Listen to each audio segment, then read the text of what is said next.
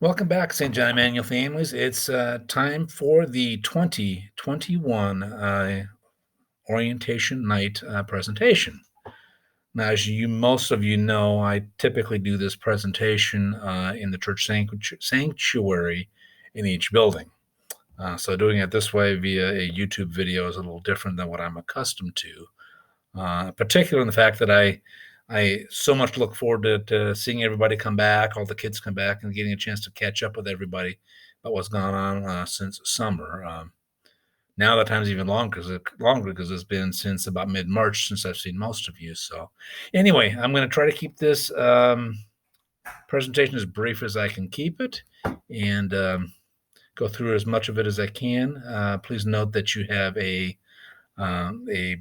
PDF version attached in your email as well that you can use once you're done watching this and get to the links, etc. Other than that, let's get started. Our school year theme this year comes from Matthew 20:28, where it says that even as the Son of Man came not to be served, but to serve, and to give his life as a ransom for many. And thus summarizing the theme, sent to serve. My hope is that this year with this school year theme, that even during these COVID times, that we have opportunities where we will be able to be sent to serve in some capacity to someone somewhere. So we'll be looking forward to opportunities to do that as the year progresses.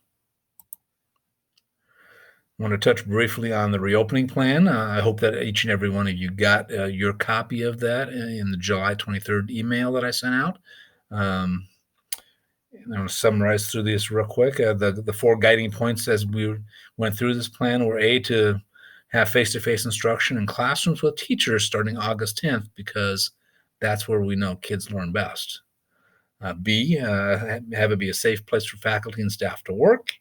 C, a safe place for students and to attend school in person in the classroom with their teachers. And D, a safe place for parents, visitors, and volunteers. Please know that the plan that I presented to you once draft was given to the Allen County Health Department for review. And while they cannot approve or decline it, they did endorse it as a very good plan. Once that was done, it was given to the SGA faculty and staff to review and make suggestions, as well as then sent to the school board for approval. So the plan has had many eyes look at it, and we believe it is a very good plan at this time. Please note that with all things going on, and I'm sure it's on the back of your mind already anyway, remote learning may take place at various times in the year. I was cautioned by the Allen County Health Department in a Zoom meeting that it's not a matter of if we have a remote learning time, it's a matter of when and how often. So prayerfully, it will be as little as possible. Teachers will also be going over this reopening plan and what it looks like in their classrooms as well as in their buildings. So I would encourage you to attend that orientation when that teacher contacts you. And know that this plan will be available as a resource to you, both in the FACTS Family Portal resource page as well as on the resource page on the school website. Just want to really quickly show you again, remind you of the symptoms that would impact consideration for exclusion from school. Please check your children daily before you send them to school. And if they exhibit any of these symptoms, please consider keeping them home so that we can avoid as many remote learning days or etc. and keep everybody healthy. If you'd like, I have created a link down below where it says Parent Screening Tool. It's a daily screening tool that you can use to know whether your child should or could go to school that day. Please consider using it and help us keep everybody safe. Now, a real quick thing I want to mention is the slight differences between remote learning versus e-learning. Remote learning typically is going to be much longer in duration than an e-learning day is going to be.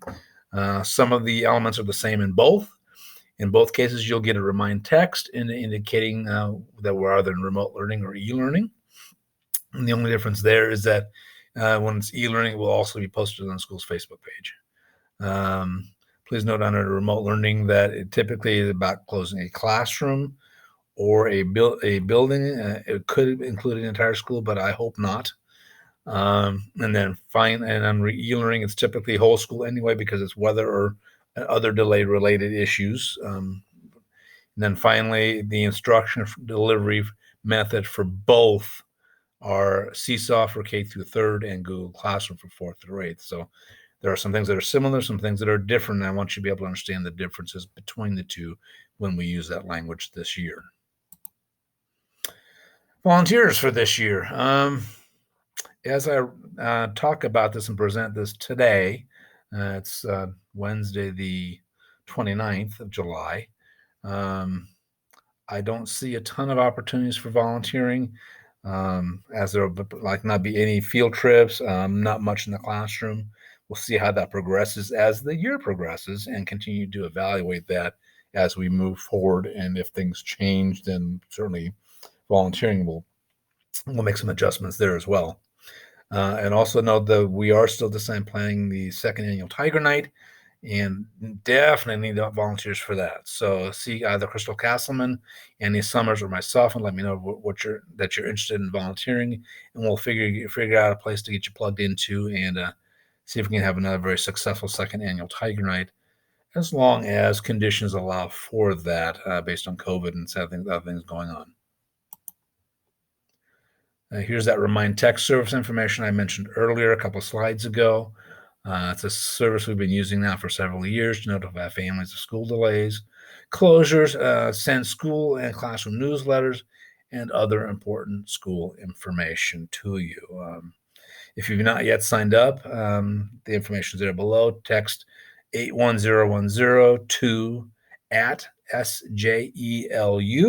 You can do it straight on your phone. It just takes a few seconds to get that done. I'll get notified and get you all set up in the right place. Teachers may ask you to do something similarly as well. If you need paper instructions, those can be made available to you as well.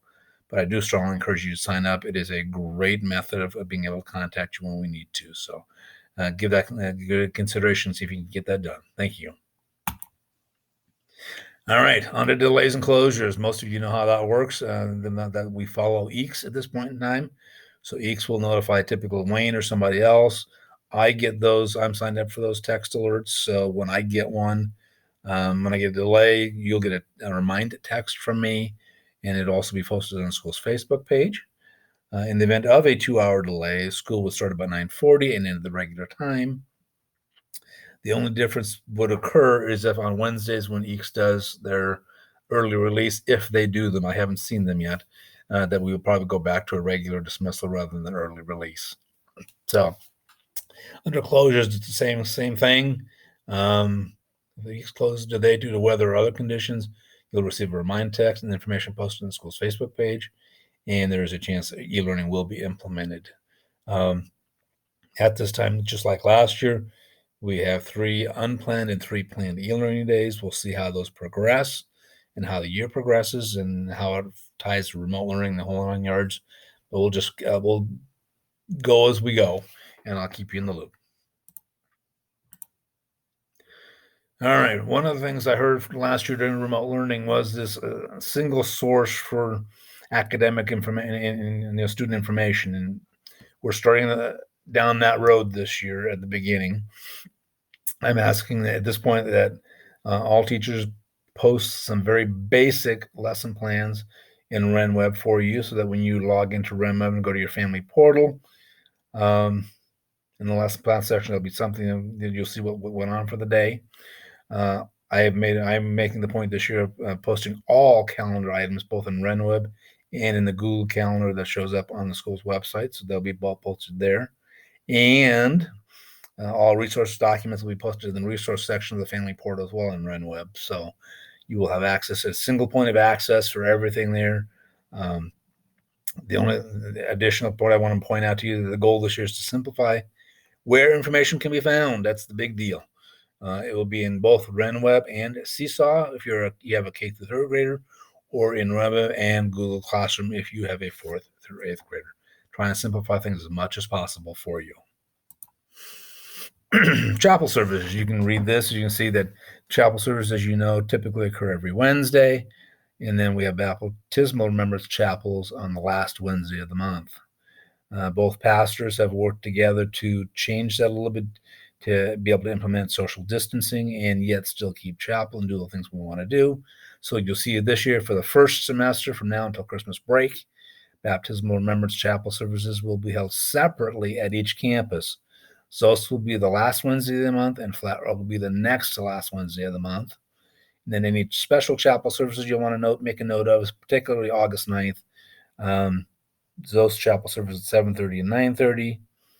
No, that's not a chapel service. That's a regular church service, sorry. And then a Flat Rock at 9 a.m. And please note that Mrs. Greenmeyer, a new 6th grade teacher, will be installed at Flat Rock at the 9 a.m. service on August 9th. I would encourage you to attend that. Opening chapel at this time as I'm recording this is August 10th, which is the first day of school, and will be held separately at each campus at this point at 10 a.m. unless we communicate something differently between now and then. And lastly, please note that to check the calendar facts or the school website for scheduled chapels and anything else that you need to know calendar-wise. Drop-off and pickup, same as it has been, not the same, a little bit different this year.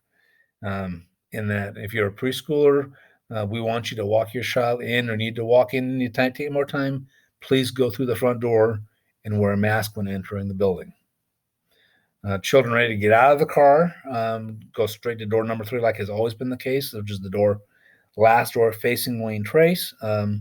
And I would say no pre-K 3 or 4-year-olds would do that this year, please. Let's keep everything coming in the front door for 3s and 4-year-olds. Please note, do not park in the spots facing Wayne Trace and either walk in with your child or let your child walk to door number 3. It's a safety issue from many respects. If you're walking in, you should go back to that first step, going to door number 1. Please help us out by keeping the traffic flowing in the right direction. If you drop off your child, please have your child ready to get out of the car. Backpack should be packed. Bible should be done. Whatever needs to be done should be done so the child can be ready to go out the door when they pulls up to that door number 3. If you do drop off inside, which pre-K should be doing anyway, please leave via either door number 2 or door number 3, whichever is closest to you. Do not go back out door number 1.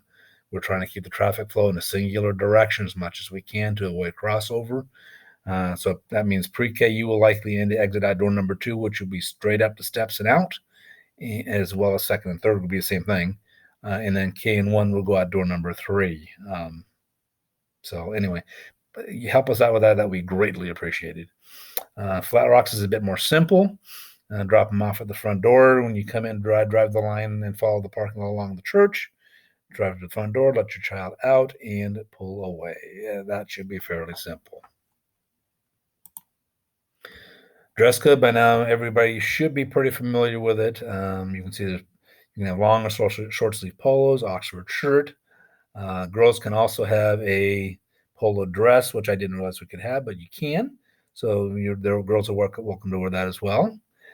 Choices for bottoms would be pants, jeans, shorts, April through October, skirts, and skirts. Color choices for those are black, blue, tan, and there is, you can also wear jeans.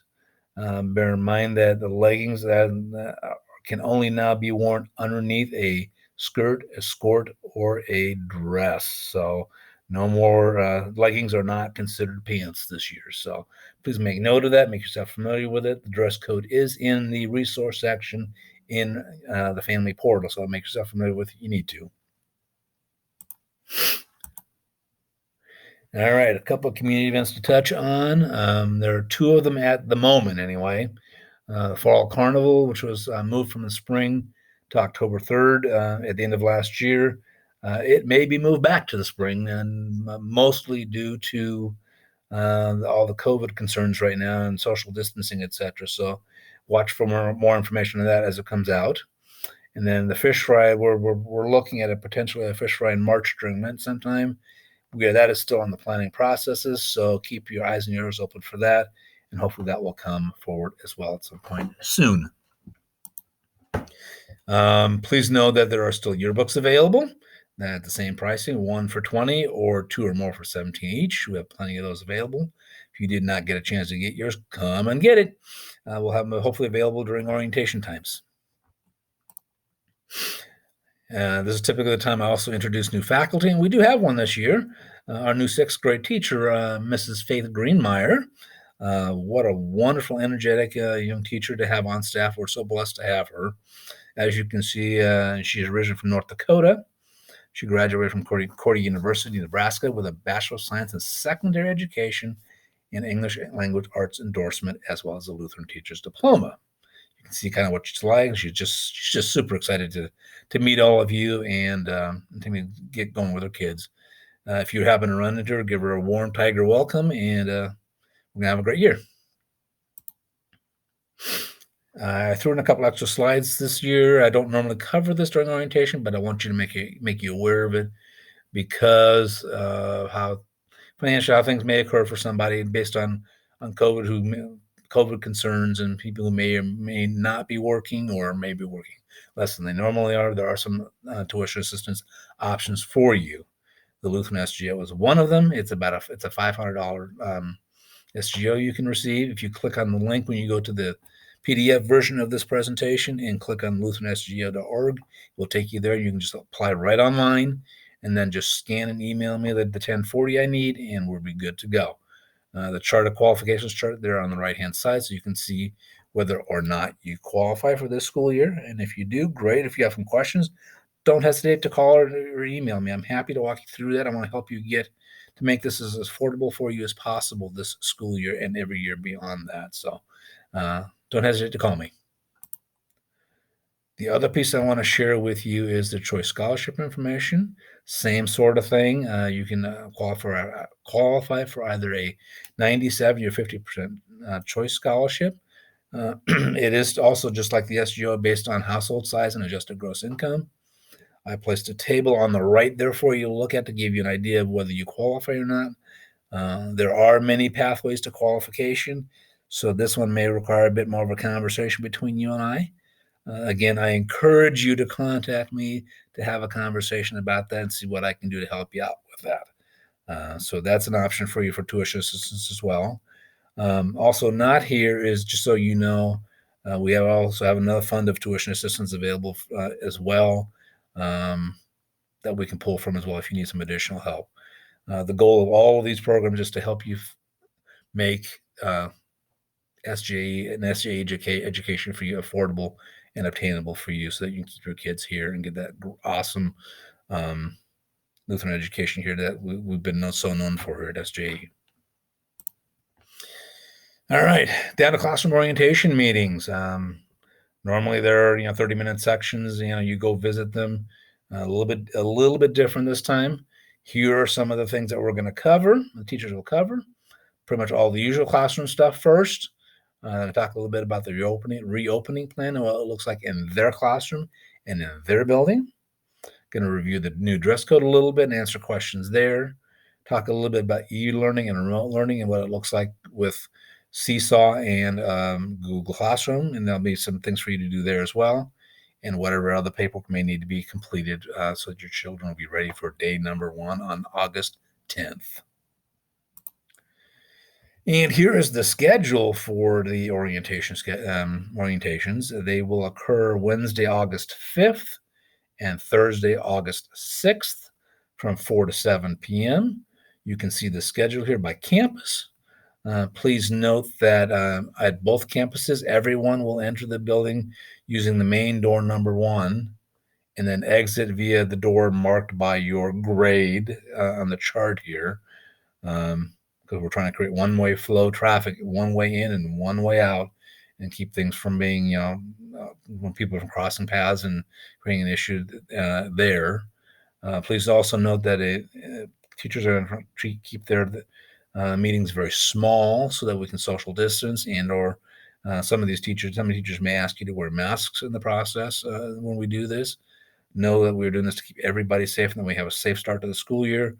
But I strongly encourage you to attend these orientations. Find a time when when your child's teacher emails you or contacts you, that you find a time to make work for you so you can be here and hear the information that we want you to and need you to hear. So here's the schedule. Again, it's this in this PDF of the slide presentation I left you as well. And make yourself available if at all possible, please. There are a couple of PTL Fall Events coming up. Please note that the 2 events here for the fall/winter are not for sure at this point yet. The Unity Walk that usually occurs in September. We'll have to see. I need to meet with the PTL, and we need to meet and talk about it, but there's a strong chance on that one may not occur. I don't know about Special Friends Day right before Thanksgiving. That may or may not either. Again, a meeting with PTL will determine some things, as will conditions outside of school determine what we do as well. So know that these are on the calendar still, but are still under discussion as well. So just wanted to make you aware of that. All right, some other stuff. We're almost done. As far as I know, for Tiger Gear, Alyssa and Chad Meyer are still the contacts for that. There is a Tiger Gear form on the school website. If that, I'm assuming it's still current. I'm excited. We have a full PTL board slate of officers this year. Thanks to Laura Stoll for stepping up as president, and to Carrie Jones for being the VP. And I know that Carrie Jones will move to president there for the 21-22 school year, and we'll need a VP at that point. And also that this is Amy McCullough's last year's treasurer, and we'll need one for her in 21-22 as well. And I think lastly, then, before and after school care information, if you need anything there, it's there to talk to Amanda Van Osdale. Her phone number and email are there for you to do so. Give her a call or email her if you have any questions or want to sign up. And finally, thank you for watching. I hope everybody gets a chance to watch this. I hope, if nothing, if you don't watch this, that you look at the PDF version of this as well. And I look forward very much to seeing you at orientation nights on Wednesday and Thursday, as well as the first day of school, August 10th. I pray Lord's richest blessings on you as we get close to the school year. I'm excited about it. It seems like we haven't been in school in forever, and I just really look forward to seeing everybody. So until then, take care.